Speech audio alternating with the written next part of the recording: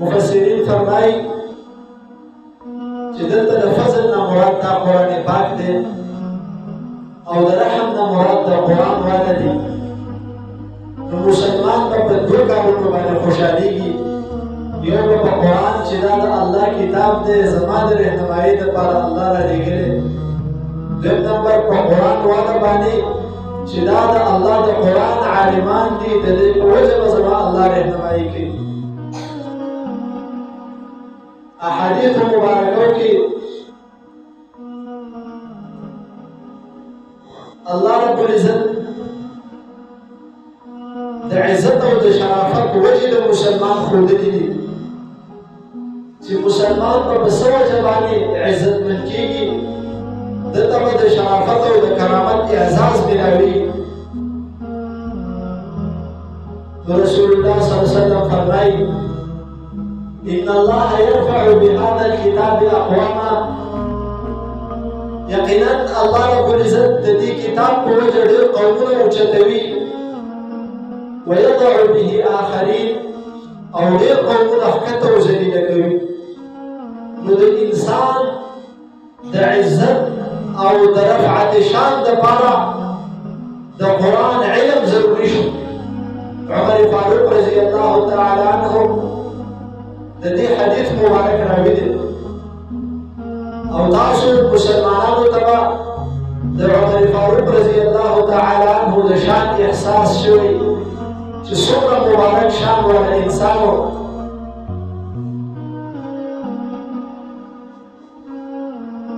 الله رب العزت په اسلام کې هغه ته څومره منقبت او مرتبه ورکړې وه چې د هغه په وجود باندې رسول الله صلی الله علیه وسلم فخر کوي او د عمر فاروق رضی الله تعالی عنه وجود د اسلام ترقی او عزت ګڼي. دوی ته الله رب العزت ایمان د رسول الله صلی الله علیه وسلم د مبارک دعا په برکت سره ورنصیب کړی و. دوی ایمان د محدثینو د روایتو مطابق یا په یو څلوېښتم باندې یا په یو کم څلوېښتم باندې د ایمان راوړی دی، خو په دین باندې د حرص د وجې د قرآن د جلالیت او د اکرام د وجې ځان دومره مخکې کړی و چې دویم نمبر ته ورسېد. په یو موقع باندې رسول الله صلی الله علیه وسلم د یو غزوې دپاره د مسلمانانو نه د امداد مطالبه وکړه او رسول الله صلی الله علیه وسلم وفرمایل چې په دې غزوه کې به مسلمانان په څومره مقدار باندې زما سره امداد وکړي. نو عمر فاروق رضی الله تعالی عنه فرمایل چې کوم وخت کې مطالبه رسول الله صلی الله علیه وسلم وکړله د چاندې، نو په دغه وخت کې زما سره مال ډېر او ما ووی چې په دې موقع باندې به زه د رسول الله صلی الله علیه وسلم د مبارک ملګري ابوبکر صدیق رضی الله تعالی عنه نه سبقت حاصلو. نو لاړو، زه لاړم، ابوبکر صدیق رضی الله تعالی عنه هم لاړو او د رسول الله صلی الله علیه وسلم د امر پوره کولو دپاره موږ خپل مالونه د رسول الله صلی الله علیه وسلم په مبارک دربار کې پیش کړو. نو په دغه وخت کې رسول الله صلی الله علیه وسلم ما ته وفرمایل عمر څومره مال دې پرېښودو؟ وی ما ورته ووایي چې د الله رسول د کور د ضرورت دپاره مو مخصوص اشیاء پرېښودل او حضرت ابوبکر صدیق رضی الله تعالی عنه ته رسول الله صلی الله علیه وسلم وفرمایل چې څومره مال دې پرېښودو؟ هغوی ته وفرمایل چې د الله او د الله د رسول د نوم برکت مې پرېښودو بس. نو عمر فاروق رضی الله تعالی عنه دومره حریص انسان په دین باندې چې په دغه وخت کې د ابوبکر صدیق رضی الله تعالی عنه نه سبقت حاصله او چونکې د ابوبکر صدیق رضی الله تعالی عنه شان ډېر اعلی او په دې وجه باندې د هغوی د سبقت حاصل نه کړی شو. نو د قرآن باندې د حرص د وجې الله هغوی ته دومره مقام او مرتبه ورکړې وه. او دومره عدل او انصاف پکې د قرآن د وجه راغلی و. سعید بن المسیب رحمه الله فرمایي چې د عمر فاروق رضی الله تعالی عنہ په یوه زمانه کې 15 کسانو یو کس قتل. نو عمر فاروق رضی الله تعالی عنہ په قصاص کې 15 یا 9 کسان قتل کړل او بیا یې فرمایل چې دا د عمر زمانه ده، د انصاف زمانه ده. وشری د صنعاء یمن ټول خلک د دې مسلمان په قتل کې شریک وي، نو دا ټول په ما قتل کړي. دومره د عدل او د انصاف زمانه. او مسلمان لا د راحت ورکولو، د مسلمان د حق دپاره دومره کوشش کوونکی انسان و چې د بحرین نه یو ځل مشک راغلی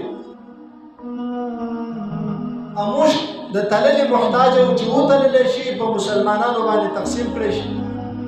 نو د عمر فاروق رضی الله تعالی عنہ یو ځل اعلان وکړو چې دا مشک به څوک وتلي. نو بیبي ورته اواز وکړو زه به یې وتلم. نو عمر فاروق رضی الله تعالی عنہ هغه باندې ځان روپوش کړو.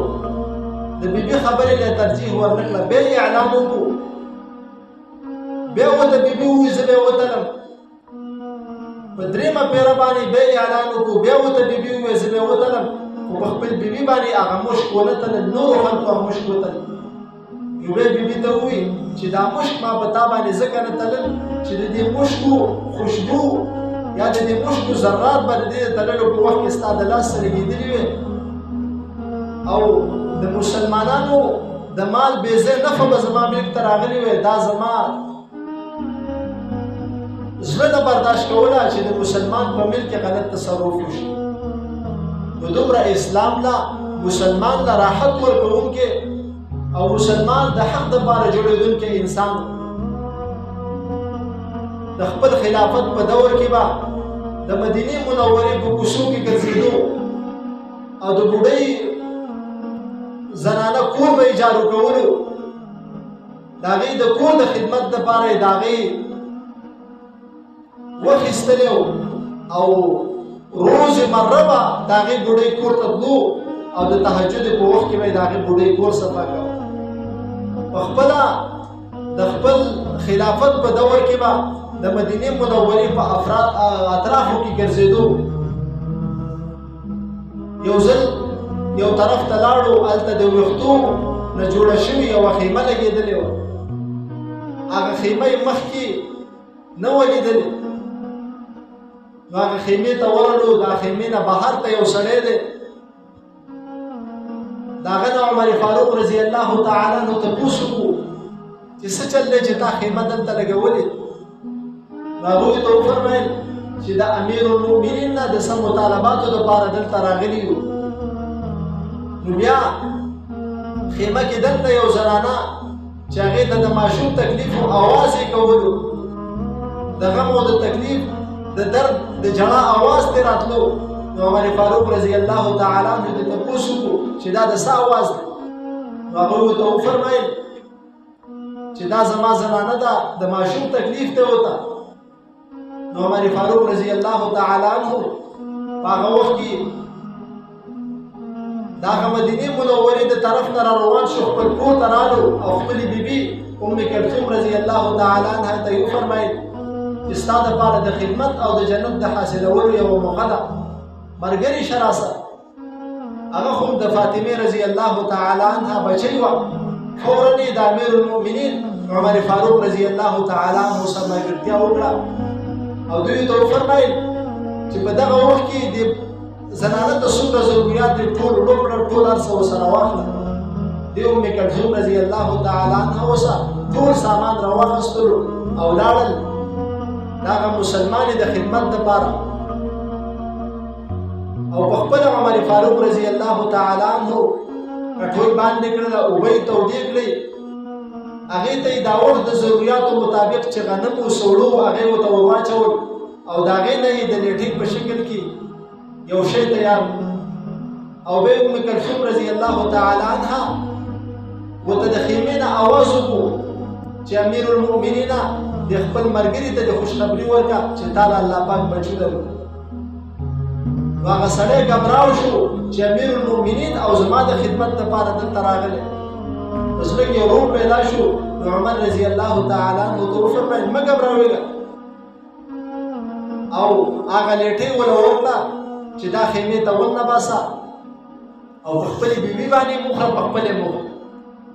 نو دا د عدل او د انصاف ماده د قرآن په برکت سره په عمر رضی الله تعالی عنه کې الله پیدا کړی و او دا د شرافت او د افتخار کتاب دی.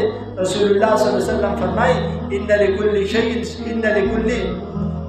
امة شرفا يتباهون به وان بهاء امتي وشرفها القرآن. د هر امت دپاره د فخر او د افتخار یو کتاب زما د امت دپاره د فخر او د افتخار کتاب د شرافت دا قرآن پاک دی. د دې قرآن پاک په وجه الله رب العزت د امت په خصیصو خلکو کې کمال الله رب العزت پیدا کړي. دا ماشومانی د کمزوري قوم سره تعلق لرونکي ماشومانی خو د قرآن په برکت سره الله رب العزت دوی د لوی شان مالکان. قرآن کې الله فرمایي ان الذين آمنوا وعملوا الصالحات سيجعل لهم الرحمن ودا. مفسرین فرمایي چې د دې نه مراد نیکان صالحان د قرآن طالبان دي چې د دې محبت الله د عامو خلکو په زړونو کې واچي د قرآن په برکت سره. دا معزز کلام دی، د شرافت او د افتخار والا کلام دی. الله رب العزت ما او تا ته د حاصلولو اعلان کړی دی. مولا علی قاری رحمه الله فرمایي چې دومره د عزت والا کتاب دی د ترمذي شریف په روایت چې په قیامت کې به دا قرآن د دې حافظ قرآن دپاره د نور د تاج مطالبه وکړي چې الله دې حافظ قرآن ته د نور تاج ور په سر کړه. الله به دې حافظ قرآن ته د نور تاج ور په سر کړي. بیا به دا قرآن د دې حافظ دپاره د نور د جوړې د الله نه مطالبه وکړي. نو الله رب العزت به د دې قرآن دا ډیمانډ پوره کړي. اډر به د قرآن الله پوره کوي. نو دا د عزت او د شرافت کتاب دی.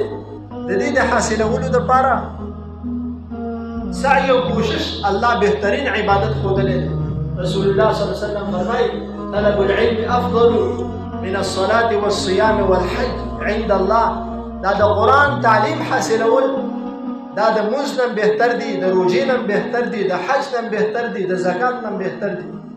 د څه وجې نه چې مونځ انسان د ځان د نفع دپاره کوي او تعلیم قرآن د مخلوق د نفع دپاره حاصل. نو د ځان نفع او د مخلوق نفع په دې کې د ځمکې او د اسمان برابر تفاوت دی. ځکه رسول الله صلی الله علیه وسلم فرمایي چې د علم د حاصلولو د وجې د قرآن د حاصلولو د وجې د زده کړې د وجې الله د بعضې انسانانو لوی ګناهونه په مانځه باندې نه معاف کوي، په روژه او په حج او په زکات یې نه معاف کوي، خو صرف هغه مشقتونه چې کوم یې د علم د زده کړې په وخت کې تېر کړي د هغې د وجې الله معاف کوي. رسول الله صلی الله علیه وسلم فرمایي ان من الذنوب ذنوبا لا يكفرها صلاة ولا صوم ولا صدقه الا الهموم في طلب العلم. بعضې داسې ګناهونه دي چې هغه الله رب العزت نه معاف کوي. د هغې کفاره نه مونځ ګرځي، نه روژه ګرځي، نه حج، نه زکات، مګر هغه مشقت چې طالب یې د طالب علمۍ په دوران کې تېر کړي هغې الله کفاره وګرځي. نو ځکه ما او تا ته رسول الله صلی الله علیه وسلم فرمایي اقرأوا القرآن، دا قرآن زده کړئ. فإنه يأتي يوم القيامة شفيعا لأصحابه. دا به په قیامت کې ستا دپاره د سفارش کوونکی. حدیث مبارک رسول الله صلی الله علیه وسلم فرمایي القرآن حجة لك او عليك. دا قرآن به یا ستا دپاره دلیل یا په تا باندې به دلیل وي. خو تا پې عمل کړی، زده کړی دی، د دې قرآن په مقتضیاتو باندې دې عمل کړی، دا به د خدای په دربار کې ستا دپاره جګړه کوي، الله د دې انسان بخشش وکړي. او ګناه تا د قرآن مطالبات نه پوره کړي، قرآن دې زده کړی نه، د قرآن د قاري سره دې مینه نه کړې، دا قرآن به په تا باندې دلیل او الله ته به ستا خلاف سفارش کوي. الله رویني څه زما خیال یې نه دی ساتلی. ځکه د عالم قدر الله خپل قدر ښودلی دی. ځکه فرمایي احترموا العلماء، د علماء کرامو قدر کوئ، واعزوهم، د دوی احترام کوئ. رسول الله صلی الله علیه وسلم فرمایي احترموا العلماء فإنهم سرج الدنيا ومصابيح الآخرة. د دې علماء کرامو احترام کوئ. دوی د امت دپاره فکر کړی دی، د امت د ترقۍ دپاره علوم نبویو ته خپله سینه خالي کړې ده. دوی دومره قرباني کړې، تاسو د دوی سره د محبت قرباني وکړئ. نو دا ماحول، دا د اسلام ماحول چې نن سبا موږ او تاسو ته ښکاري، دا ټول د علماء کرامو برکت دی. او د تبلیغ مهنت دی د عالم برکت دی، او د جهاد مهنت دی د عالم برکت دی، او نور دینی مهنتونه دی د عالم برکت دی. او د مدارس آباد دي، مساجد آباد دي، تبلیغي مراکز آباد دي، دا ټول د عالم د وجود برکت دی. چې عالم نه دا هیڅ دا کارونه ناممکن دي دا کول. ځکه حاجی عبدالوهاب صاحب رحمه الله به فرمایل موږ په خپله د هغې سره روبرو بیدار شوي په مرکز، او دا به فرمایل چې ګورې تبلیغیانو د علماو قدر کوئ. د تبلیغ د کار د ترقۍ اول سبب دا نیکان علماء کرام دي. او که چېرته دا د تبلیغ کار د علماو د نګرانۍ نه ووتو، نو په ځای د ثواب د دې نه به عذاب جوړ کړئ. تاسو د دې وجې نه خپل رهنما علما د ځان سره ونیسئ. نو بیا به فرمایل چې علما کے لیے ایک اہم فریضہ ہے سال لگانا. د علماو دپاره یو بهترینه اهمه فریضه دا ده چې کال ولګوي. دې مسلمانانو ته د مسلماني وروښئ. نبی بن عامر رضی الله تعالی عنه چې د قیصر روم دربار ته تلو، او هغې ته مطالبه وکړه چې د څه لپاره راغلی، نو دوی ورته وفرمایل لنخرج العباد من عبادة العباد الى عبادة رب العباد. د دې دپاره راغلی چې تاسو بندگان د بندگانو د بندګۍ نه وباسم، د الله بندګۍ ته مو بوزم. نو د دې وجې نه څومره دیني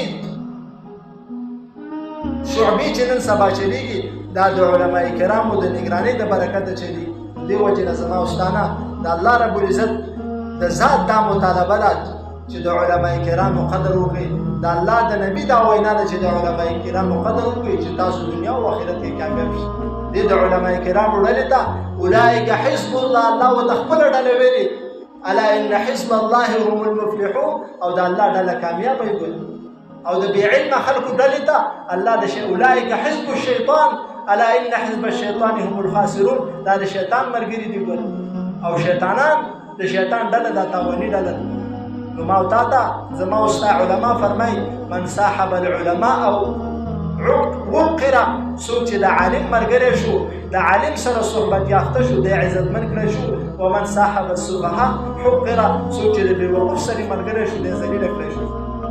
نو ما او تا په ځان باندې رحم وکړو، د خپل دین د حفاظت دپاره ظاهري اسباب برابر کړو، او هغه د قرآن علوم دي په خپل هم زده کړو، خپلو بچو ته هم زده کړو. ستا دې بچي ته به د قیامت په ورځ ستا د ټولو انسانیت په مخ کې الله اعلان وکړي یقال لصاحب القرآن، دې د قرآن قاري ته به الله درخواست وکړي چې اقرأ، قرآن لوله، ورتقي، او د جنت په درجو ورخیجه، ورتل کما كنت ترتل فی الدنیا.